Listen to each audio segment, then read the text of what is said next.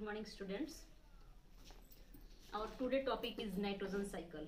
First of all, we know that how nitrogen from air comes into the soil, and again from the soil it goes into the air.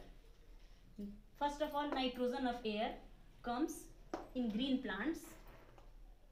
The bacteria of legume plants absorb nitrogen from the atmosphere and they break up and mix into the soil. So many plant eaters or grass eaters animals eat these plants, and their dead and after decomposition it also mix into the soil. After that, from the soil some bacteria break down nitrogenous compound, and after breaking down of nitrogenous compound, this nitrogen again goes into the air. After that, some of ultraviolet radiations for lightening the nitrogen from air comes into the soil, and so many various microorganisms convert nitrogenous compound into nitrogen, and again it's come into the soil. So there are many ways from which nitrogen of air comes into the soil, and from the soil it also goes into the air. This is called nitrogen cycle. After that, we have to know something about manure or organic manure, as it is sometimes called. The decomposition of crop residue, animal dung, the sludge from the treatment of sewage, and so on. When the manure is produced by allowing microorganisms to act on the waste matter in covered pits, it is called compost. Some plants, such as especially grown to produce manure, they are plowed back into the soil and are referred to as green manure. Such plants are called black gram, cluster bean, cowpea. These plants are grown especially for the green manure. After that, chemical fertilizers. Man-made plant nutrients produced in factories are called chemical fertilizers. There are three types of fertilizers: nitrogenous fertilizers, phosphatic fertilizers, and potassic fertilizers. Nitrogenous fertilizers contain nitrogen, phosphatic fertilizers contain phosphorus, and potassic fertilizers contain compound of potassium. So some fertilizers contain all three types of plant nutrients. Today we shall know something about chemical fertilizers. After that, we have to know something about the advantage and disadvantage of fertilizers and manure.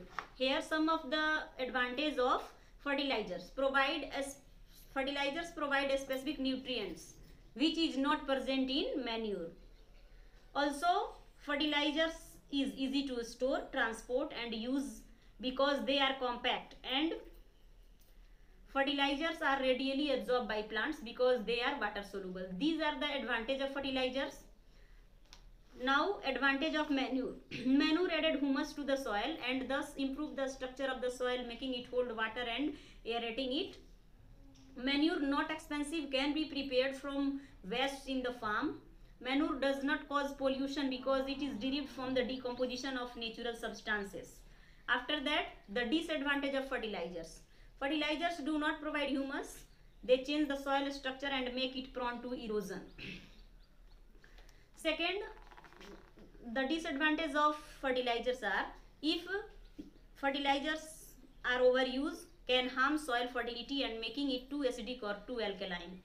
The accumulation of fertilizers in water bodies cause eutrophication. The disadvantage of manure. Manure does not provide certain specific nutrients needed by the crops.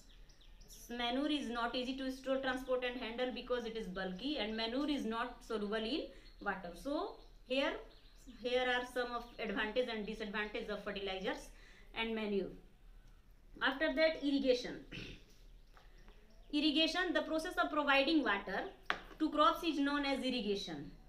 Sources of irrigation. Traditionally, farmers depend on rainfall for irrigation, but crops with a large requirement of water were grown in areas with moderate to high rainfall. So nowadays there are so many sources for irrigation of water. Some of the permanent canals have been founded at some places, and these canals used to divert rainwater from rivers and stream during the monsoon.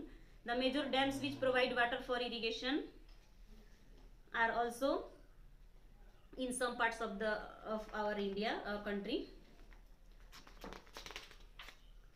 Modes of irrigation. Here are the way water is distributed over crop fields differ from region to region. It depends on the availability of water and the type of crop. Broadly speaking, all modes of irrigation in which the water is allowed to run over the field fall under surface irrigation. There are several ways of doing this. So many ways to irrigate. This is called the crop of planted on ridge and water is allowed to run through furrows between the ridges. This is called furrow irrigation.